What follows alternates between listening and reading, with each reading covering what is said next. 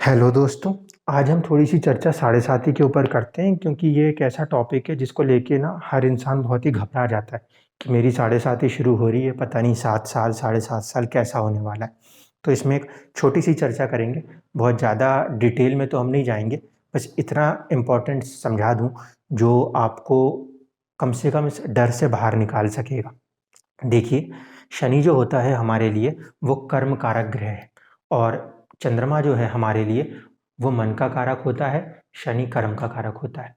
साढ़े साती वो समय होता है जब आपके जन्मकालीन चंद्रमा के ऊपर से शनि का गोचर हो रहा होता है और शनि हकीकत में क्या है, वो है प्रैक्टिकैलिटी, हार्ड वर्किंग का प्लैनेट है वो।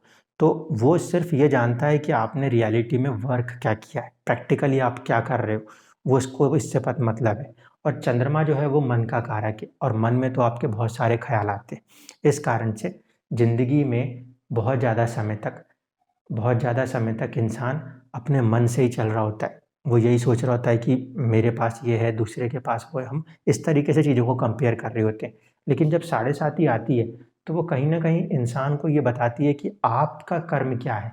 आप इस दुनिया में जब भेजे गए हो, तो किस कारण से भेजे गए हो? ये एनालाइज़ करने का जो पीरियड होता है इंसान की ज़िंदगी में, वो होता है साढ़े साती।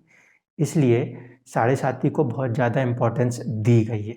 साढ़े साती के समय क्या होता है? साढ़े साती के समय चंद्रमा जिस भी राशि में जहाँ कहीं भी बैठे होंगे, उससे एक राशि पहले जब शनि एंटर होंगे, उस राशि में शनि का गोचर शुरू होगा, तो आप पे साढ़े साती लगेगी और जब चंद्रमा की अगली जो राशि है, जहाँ पे वो चंद्रमा से आगे वाला घर है, उसमें शनि का गोचर होगा और वो वहाँ से हटेंगे, तो आपकी साढ़े साती खत्म होगी। पहले इसी बात को समझ लें, जब किसी भी ग्रह के पीछे कोई ग्रह बैठता है, तो उस ग्रह की एनर्जी उस राशि के साथ मिक्स होकर हमें एक थॉट प्रोसेस देती है। आप किसी भी कुंडली को उठा के देखिएगा, अगर चंद्रमा के पीछे कोई भी ग्रह बैठा है, जो भी उस ग्रह का नेचर होगा, इंसान का एक माइंडसेट उस तरीके से ज़रूर सोचेगा। मैंने कई कुंडलियों में आज़माया है कि चंद्रमा के पीछे राहु, केतु या शनि जैसे ग्रह बैठे हों, तो ये लोग अपने पास्ट को देख के चल रहे होते हैं कि पहले ऐसा हो चुका है, आगे भी तो ऐसा नहीं होगा, ये इस तरह के सवाल करते हैं। अगर कोई ग्रह चंद्रमा के साथ बैठा हो, तो ऐसा इंसान जो है ना, वो प्रेज़ेंट में जीने का विश्वास रखता है कि पीछे क्या हुआ उसे फ़र्क नहीं, आगे क्या होगा उसका मतलब नहीं, वो सीधे-सीधे आज में जीने की बात करता है। जिन लोगों की कुंडली में चंद्रमा के आगे कोई ग्रह होता है, तो वो अपने भविष्य को लेकर अपने थॉटफुल रहते हैं। उनके सवाल ये होते हैं कि बताइए भविष्य में मैं क्या करूँगा, कैसा होगा? तो जब भी किसी ग्रह के आगे या पीछे वाले घरों में कोई भी ग्रह बैठते हैं, तो उसका पूर्णतः प्रभाव हमें जो ग्रह है, उसके ऊपर देखने को मिलता है। यही लॉजिक हमें भृगुनंदी नाड़ी में भी मिलता है। वो ये मानते हैं कि कम से कम 90% जो है असर होता है किसी भी ग्रह पर अगर उसके आगे और पीछे के भाव में कोई भी ग्रह बैठे हैं तो। तो ये कारण है कि साढ़े साती में हम सिर्फ़ चंद्रमा के ऊपर ही शनि के गोचर को नहीं ले रहे, उसके पहले की राशियों में और उसके बाद की राशियों में भी उसके गोचर को लेते हैं। अब जो कॉमन फैक्ट है वो ये कि ढाई साल और ढाई साल कुल मिला के हो गए साढ़े 7 साल, इसलिए इसको साढ़े सात ही कहते हैं। लेकिन थोड़ा-सा इसको अगर आप डीपली समझेंगे ना, तो आपको समझ में आएगा कि साढ़े 7 साल का जो अर्थ है ना, वो यहाँ नहीं छिपा, वो यहाँ छिपा हुआ है। एक राशि में ढाई नक्षत्र होते हैं और कुल मिला के हमें 3 राशियों से गोचर कराना है। तो 3 राशियों को आप जब ढाई से मल्टीप्लाई करेंगे तो ये हो जाएगा 3 दूनी 6 और आधे से हो गया डेढ़। इस कारण कुल मिला के साढ़े 7 नक्षत्रों का गोचर है। अब क्रमशः एक के बाद एक जो नक्षत्र आते हैं, उनकी एक सीरीज़ होती है।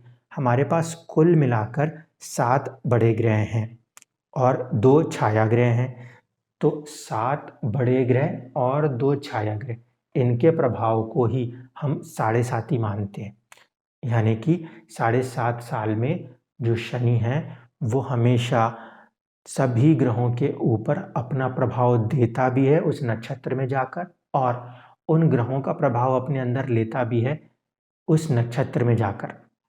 ये कंसेप्ट अगर आपके समझ में आता है, तो आप यकीन मानिए कि साढ़े साती में आपको अब कभी ज़िंदगी में डर नहीं लगेगा। आपको क्या याद रखना है? शनि हर एक नक्षत्र में जाते हैं, उस नक्षत्र में अपनी एनर्जी को देते हैं और उस एनर्जी को अपने अंदर भी समाते हैं।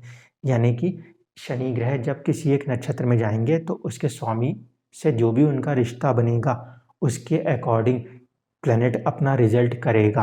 तो साढ़े साती में जो 7.5 साल हैं, 7.5 साल जो है वो काफ़ी लंबा पीरियड है। शनि का 2.5 साल में एक राशि में बैठना, अगर आप इस कैलकुलेशन को समझेंगे तो समझ लीजिए कि 30 डिग्री की राशि में शनि 30 महीने बैठते हैं, यानी वो 1 डिग्री 1 महीने के हिसाब से चल रहे होते हैं, तब वो एक राशि को पार करते हैं। और नक्षत्र होता है 13 डिग्री का। 1 महीना 1 राशि हो रही थी, तो इस हिसाब से अगर 1 महीना 1 डिग्री हो रही थी और एक पूरी राशि को क्रॉस करने के लिए हमें लग रहे थे 2.5 साल। तो जब नक्षत्र में भी हम जाएँगे तो हमें 13 डिग्री जो है उसे क्रॉस करने के लिए कितना लगना चाहिए? 1 डिग्री में 1 महीना लगना चाहिए। इस हिसाब से 13 महीना से लेकर ये कैलकुलेशन शुरू होती है। शनि किसी भी एक नक्षत्र में 13 महीने तक बैठेंगे और 13 महीने का मतलब हो गया तकरीबन 1 साल। इसलिए जो हमारा गोचर है शनि का, वो हमें ध्यान रखना है कि 7.5 साल में पूरे के पूरे 7.5 साल खराब नहीं होंगे। कुछ एक 13 महीने का पीरियड हो सकता है जो या तो बुरा होगा या तो अच्छा होगा। अब इसको कैसे देखना है कि वो बुरा होगा या अच्छा होगा? तो इस तरीके से देखना है कि शनि गोचर में जिस नक्षत्र में बैठे हैं, उस नक्षत्र का स्वामी उस भाव से उस भाव से शत्रुता या मित्रता के भाव के साथ बैठा हुआ है। फिर से रिपीट कर दूं, शनि का गोचर 7.5 सालों में 3 राशियों में होगा और 7.5 नक्षत्रों में होगा। आपको इतना देख लेना है कि शनि गोचर में जो नक्षत्र में बैठे हैं, उस नक्षत्र का जो स्वामी है, वो शनि से किस तरह बैठा है, वो भी कब? जब वो 7.5 चल रही है तब। कुंडली में जहाँ वो बैठा है, उस वाली पोजीशन को जिस जगह से 7.5 चल रही है वहाँ से देखना है। जन्म के शनि से नहीं देखना। जन्म के शनि से देखेंगे तो फिर आप गलत कर जाएँगे। सपोज़ शनि यहाँ पे बैठे हैं, यहाँ पे कोई सा भी नक्षत्र होगा जिसमें ये बैठे हैं, इस नक्षत्र का स्वामी इस भाव से कहीं न कहीं बैठा होगा। इस भाव से वो जिस तरह बैठा होगा, वैसे उसकी तात्कालिक मित्रता देखी जाती है। इसीलिए इस बात को ध्यान रखिएगा, 7.5 में जिन राशियों से 7.5 बन रही होगी, उन राशियों में आने वाले नक्षत्र के स्वामी उन राशियों से जिस तरह बैठे होंगे, उस पे सारा रिज़ल्ट डिपेंड करेगा। पूरे 7.5 साल कभी बुरे नहीं होते। जो पीरियड उस नक्षत्र का स्वामी उस पर्टिकुलर नक्षत्र से मित्रता का भाव रखेगा, उतने पीरियड में राइज़ होता है। जितना पीरियड के लिए वो उससे शत्रुता का भाव रखेगा, उतने पीरियड के लिए इंसान की ज़िंदगी में परेशानी आती है और जितना पीरियड वो सम होंगे, न्यूट्रल होंगे, उतने पीरियड में ना तो प्रॉफ़िट होगा, ना ही कोई लॉस होगा। अब 7.5 की दशा को 7.5 जो है वो दशा के समतुल्य क्यों है? क्यों ज़िंदगी में चंद्रमा से एक दशा मिलती है, उसके बराबर हमने 7.5 को लाके खड़ा किया है। इसका रीज़न ये है कि जो दशा किसी भी कुंडली में शुरू होती है, वो चंद्रमा के नक्षत्र से ही शुरू होती है और जब कोई भी ग्रह चंद्रमा के ऊपर आके अपना प्रभाव दिखाता है, तो हमारे मन पे उसका सीधा असर होता है और हमारा मन जो सोचता है, उस हिसाब से हमारे कर्म या हमारी बॉडी रिएक्ट करती है। हॉर्मोन्स और जो भी रिलीज़ होते हैं हमारे बॉडी के द्वारा, उन सब में कहीं न कहीं ये फैक्टर हमेशा काम करता है। इसीलिए जब चंद्रमा के ऊपर शनि जैसा कोई ग्रह जो कि 2.5 साल आके बैठेगा, तो हमारे मन के ऊपर जो प्रभाव पड़ेगा, वो बहुत ज़्यादा काम करेगा उस समय चल रही दशा के हटकर उसमें। या तो वो उसके साथ जुड़ेगा या उसके अपोज़िट जाएगा। यानी कि कई बार ऐसा होता है कि दशा बहुत अच्छी चल रही है और चंद्रमा और शनि का कनेक्शन बना। हार्ड वर्किंग वाली कंडीशन आई, क्योंकि शनि जब चंद्रमा से जुड़ेंगे, तो शनि का काम है रिस्ट्रिक्शंस लगाना। अचानक से आपके माहौल, आपकी सराउंडिंग्स में रिस्ट्रिक्शंस पैदा होने लगेंगे। अगर आप पॉजिटिवली उस रिस्ट्रिक्शंस को फाइट कर जाएँगे, तो वो पीरियड आपको अच्छा रिज़ल्ट देगा। तब देगा जब दशा अच्छी चल रही हो और आप इस रिस्ट्रिक्शंस को पॉजिटिवली बीट कर दें, तो आपको बेहतरीन रिज़ल्ट मिलेंगे। दुनिया में बड़े-बड़े प्रधानमंत्री जो बने हैं, बड़े-बड़े प्रेसिडेंट्स जो बने हैं, वो अक्सर साढ़े साती में ही बनते हुए दिखाई देंगे और उस समय उन्हें किसी न किसी रिस्ट्रिक्शंस, किसी बाउंड्रीज़ को क्रैक करना ज़रूरी होता है।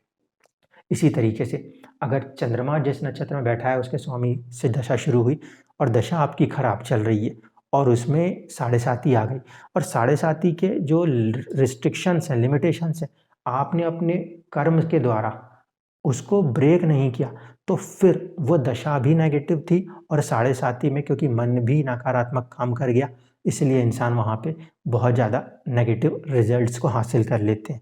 कुछ लोगों की ज़िंदगी में साढ़े साती अच्छी और कुछ लोगों की ज़िंदगी में बुरी होती है, तो इसके लिए बहुत सारे लोग ऐसे देखते हैं कि मान लीजिए लगन के अंदर शनि जो है, वो कारक ग्रह है, तो वो मानते हैं कि साढ़े साती उतना बुरा प्रभाव नहीं करती।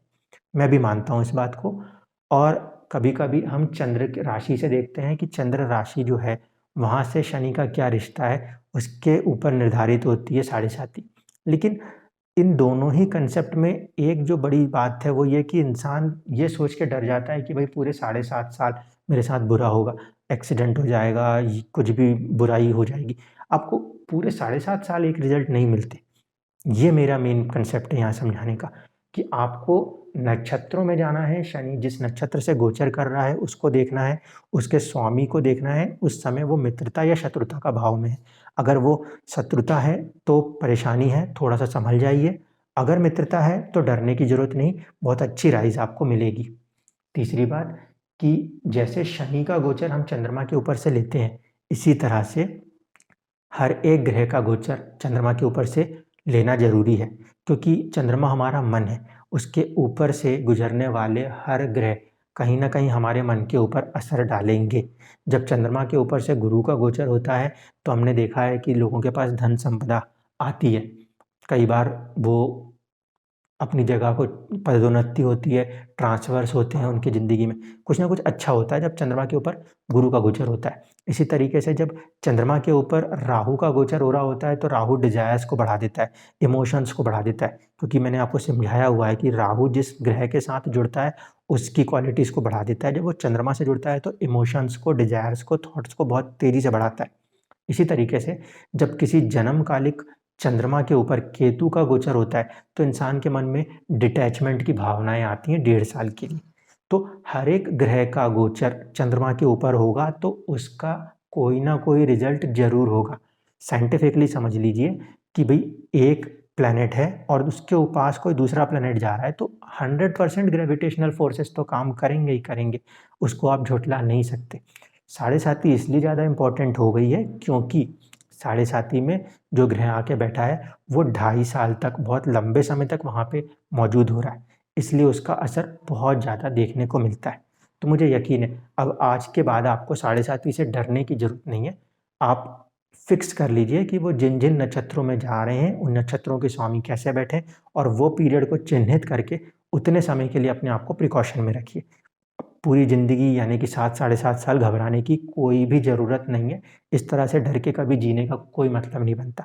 आपको पॉज़िटिवली चीज़ों को समझ के जीना है ताकि आप ज़िंदगी को जीने आए हैं, कर्म करने आए, डरने नहीं आए। इस कारण से जो भी साढ़े साती को लेकर कॉन्सेप्ट्स हैं, उनको बिल्कुल क्लियर कीजिए और अपने दोस्तों को भी समझाइए ताकि उनमें भी वो डर जो है वो ख़त्म होना चाहिए। धन्यवाद।